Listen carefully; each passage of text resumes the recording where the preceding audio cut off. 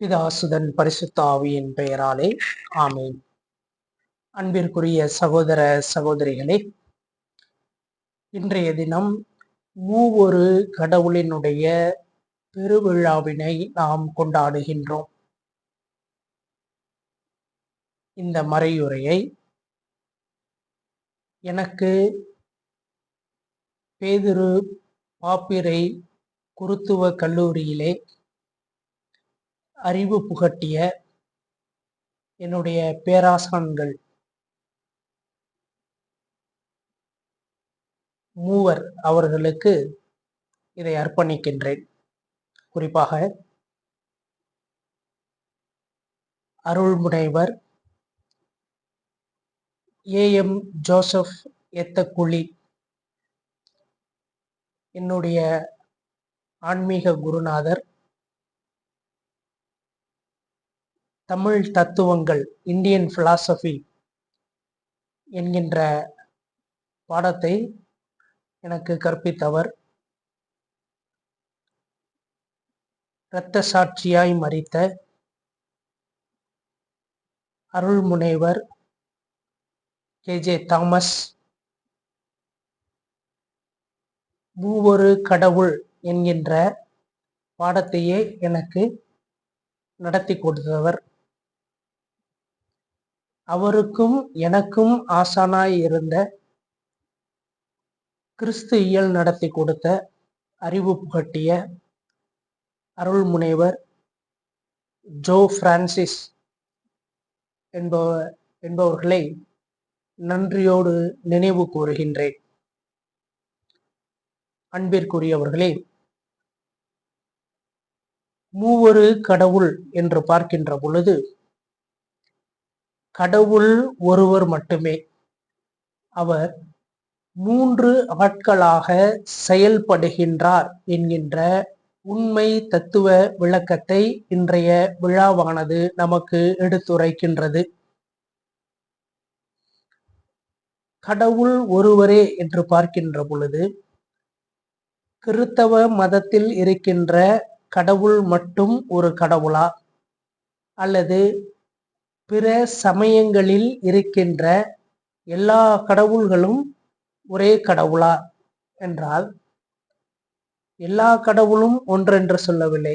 மாறாக எல்லா சமயங்களிலும் வழிபடுகின்ற கடவுள் ஒருவர் மட்டுமே. ஒரு கடவுளே எல்லா சமயங்களிலும் வழிபடக்கூடியவராக இருக்கிறார். ஏனென்றால் சைவ சமயம் 63 தத்துவங்களை கொண்டு செயல்படுகின்றது. வைணவம் 12 தத்துவங்கள், கிறித்தவம் 12 தத்துவங்கள், இஸ்லாம் 9 தத்துவங்கள். இதை அனைத்தையும் நாம் கூட்டி சேர்க்கையிலே 96 தத்துவங்கள் வருகின்றன. சிவ தத்துவம் என்று சொல்லப்படுகின்ற 36 தத்துவங்களும், அந்த 36 தத்துவங்களின் இயக்கங்களாகிய 60 தத்துவங்களும் சேர்த்து 96 தத்துவங்கள். எனவே எல்லா சமயங்களிலும் வழிபடக்கூடிய கடவுள் ஒருவர் மட்டுமே. ஒருவரே எல்லா சமயத்தினுடைய கடவுளாகவும் இருக்கின்றார் என்கின்ற உண்மை பொருளை மூவொரு கடவுள் திருவிழாவின் மூலம் நாம் அறிந்து கொள்ள முடியும். சிவன் என்று சொல்லுகின்றோமே, சி வா என்கின்ற 2 எழுத்துக்களுக்கு பொருள் தெரிந்தால் அதனுடைய உண்மை விளக்கம் நாம் அறிந்து கொள்ள முடியும். சி என்றால் அனாதியாய், மலமில்லாத. அனாதி என்று பார்க்கின்ற பொழுது, ஆதி அற்றது அனாதி. ஆதி என்றால் துவக்கம், துவக்கமே இல்லாதது அனாதி. வா என்றால் சர்வ வல்லமை மிக்க என்பது பொருள். ஆக இது கடவுளினுடைய பெயர் அல்ல, மாறாக கடவுளினுடைய குணாதிசயத்தை குறிக்கின்ற ஒரு சொல்லாக இருக்கின்றது. அதேபோல் நாராயணன் என்று எடுத்துக்கொண்டோம் என்றால், நார் என்றால் நீர், அயன் என்றால் அதில் படுத்திருப்பவர்.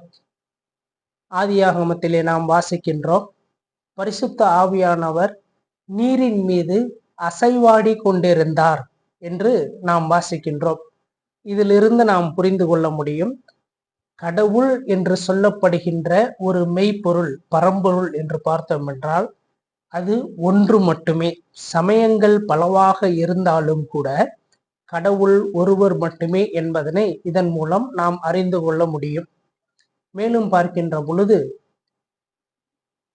அவர் எப்படி 3 ஆட்களாக செயல்படுகின்றார் என்று பார்த்தோம் என்றால், என்னுடைய பேராசிரியர் எனக்கு பாடம் புகட்டிய வகையிலே நான் பார்க்கின்ற பொழுது, கடவுளை விளக்கி சொல்வதற்கு எப்படிப்பட்ட ஒரு உதாரணத்தை நாம் கொடுத்தாலும் அந்த உதாரணம் ஊனமுற்றதாகவே இருக்கும் என்று சொன்னார். அவர் சொன்னது அன்று எனக்கு அந்த அளவுக்கு பெரிதான ஒரு புரிதலை கொடுக்கவில்லை. ஆனால் அவர் சொன்ன சொல்லை நான் மேலும் மேலும் சிந்திக்கின்ற பொழுது அது மிகப்பெரிய எனக்கு புரிதலை கொடுத்தது. அந்த வகையிலே நான் உங்களுக்கு ஒரு உதாரணத்தை கொடுக்கின்றேன். மூவொரு கடவுள், ஒரே கடவுள் 3 ஆட்கள் என்று பார்க்கின்ற பொழுது மூவருக்கும் ஒரே சித்தம், ஒரே ஞானம், ஒரே வல்லமை இருக்கின்றது என்று பார்க்கின்றோம். அதிலே எந்த வேறுபாடும் இல்லை. ஆனால் இந்த வேறுபாடு எங்கிருந்து வருகின்றது என்று பார்த்தோம் என்றால் அவர்கள் செய்யும் வேலையிலிருந்து வருகின்றது என்று பார்க்கின்றோம்.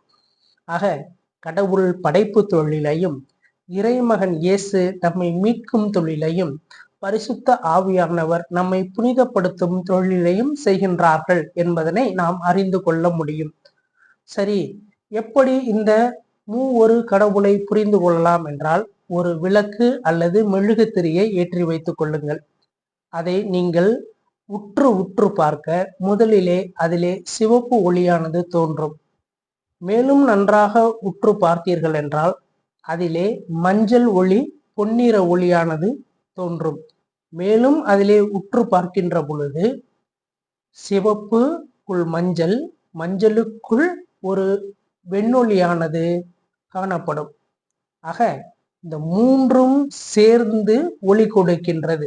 நிறங்கள் வேறுபட்டதாக இருந்தாலும் கூட அக்னியினுடைய குணாதிசயமும் அதனுடைய பயன்பாடும் ஒன்றாகவே இருக்கின்றது என்பதனை நாம் அறிந்து கொள்ள முடியும். எனவே கடவுள் இவ்வாறாக மூவொரு கடவுளாக செயல்படுகின்றார் என்கின்ற உண்மை விளக்கத்தை நாம் புரிந்து கொள்ள முடியும். அப்படி என்றால் சைவ சமயத்தில் சொல்லப்படுகின்ற மும்மூர்த்திகள் என்று சொல்லுகின்றோமே, அந்த மும்மூர்த்திகளும் மூவொரு கடவுளும் ஒன்றா என்றால் கண்டிப்பாக இல்லை. ஏனென்றால் பல கோடி பிரம்மன், விஷ்ணு, சிவன்கள் இருக்கின்றார்கள். அதாவது பக்குவம் பெற்ற ஆன்மாக்கள். இன்னும் சொல்லவென்றால் ஐந்தொழில் ஆற்றுகின்ற பல கோடி பிரம்மாக்கள், விஷ்ணுக்கள், சிவன்கள், மகேஸ்வரன்கள், சதாசிவன்கள் இருக்கின்றார்கள். இவர்களெல்லாம் பக்குவம் பெற்ற ஆன்மாக்கள். இறைவனிடமிருந்து அந்த தொழிலை, ஐந்தொழிலை செய்வதற்கான ஆசியை பெற்றவர்கள் என்று நாம் அறிந்து கொள்ள முடியும். இன்னும் அதை சற்று தெளிவுபட எளிதாக கூற வேண்டும் என்றால் நம் புனிதர்களுடைய வரிசையை எடுத்துக்கொள்ள முடியும். ஏனென்றால் நாம் புனிதர்களிடமிருந்து பெற்றுக்கொள்ளுகின்ற ஆசி, உதவிகள் அனைத்துமே இறைவனை நாம் போற்றுகின்றதற்காகவும் இறைவன் அவர்கள் வழியாக செயல்படுகின்றார் என்பதனை அறிந்து கொள்வதற்காகவும் உள்ளது என்பதனை நாம் அறிந்து கொள்ள முடியும். எனவே அன்பிற்குரியவர்களே, இந்த நிலையிலே நாம் பார்க்கின்ற பொழுது இறைவன் ஒருவர் மட்டுமே, அவர் 3 ஆளாக செயல்படுகின்றார் என்பதனையும், மும்மூர்த்திகள் அல்லது ஐந்தொழில் ஆற்றுபவர்கள் இறைவர்கள் அல்ல, மாறாக பக்குவம் பெற்ற ஆன்மாக்கள், இறைவனிடமிருந்து ஐந்தொழிலை செய்கின்ற ஆசியை பெற்றவர்கள் என்பதனையும் நாம் அறிந்து கொள்ள முடியும். மூவொரு கடவுளினுடைய விழா நமக்கு எதை எடுத்துரைக்கின்றது என்று பார்க்கின்ற பொழுது, சமாதானம். 3 ஆட்களாக இருந்தாலும் ஒரே கடவுளாக இருப்பது போல் நாம் அனைவரும் பல்வேறு உயிர்களாகவும் அந்த உயிர்களுக்குள் பல்வேறு அறிவு நிலைகளில் மாறுபட்டவர்களாகவும் அதிலும் மேம்பட்ட உயிராக இருக்கின்ற மனித இனத்திலே பல்வேறு நாடுகள், மத இனங்கள், மொழிகள், சமயங்கள், கலாச்சாரம், பண்பாடு, நாகரிகம் என்ற வகையிலே மாறுபட்டவர்களாக இருந்தாலும் நாம் அனைவருமே பஞ்சபூதத்தை பகிர்ந்து கொண்டு இந்த உடலை அமைத்து கொண்டவர்கள்.